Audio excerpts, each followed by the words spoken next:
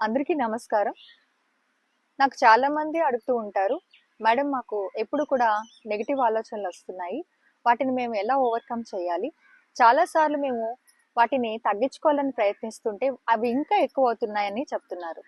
అయితే నిజానికి మనము నెగెటివ్ థాట్స్, పాజిటివ్ థాట్స్ మధ్య వ్యత్యాసాన్ని తెలుసుకోవాలి. పాజిటివ్ థాట్స్ అంటే మనకు వచ్చే ఆలోచనలు ఎప్పుడైతే మనకి సంతోషాన్ని మనకి ఇస్తాయో వాటిని మనం పాజిటివ్ థాట్స్ కింద చూడాలి. అలాగే మనకు వచ్చే ఆలోచనలు మనకి భయాన్ని, బాధని, ఆందోళన కలిగిస్తాయో వాటిని మనం నెగిటివ్ థాట్స్ కింద చూడాలి.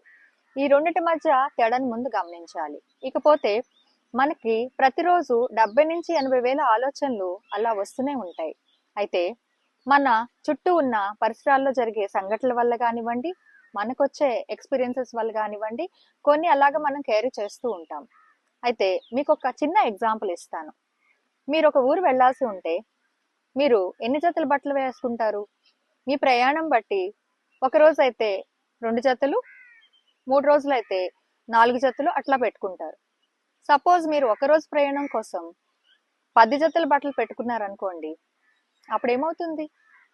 మీ బ్యాగ్ చాలా బరువుగా ఉంటుంది. మీ ప్రయాణం సుఖంగా జరగదు. ఎందుకంటే మీ బరువు వల్ల మీ చెయ్యి నొప్పడుతుంది, మీకు కంఫర్టబుల్గా అనిపించదు. మన ఆలోచనలు కూడా అంతే.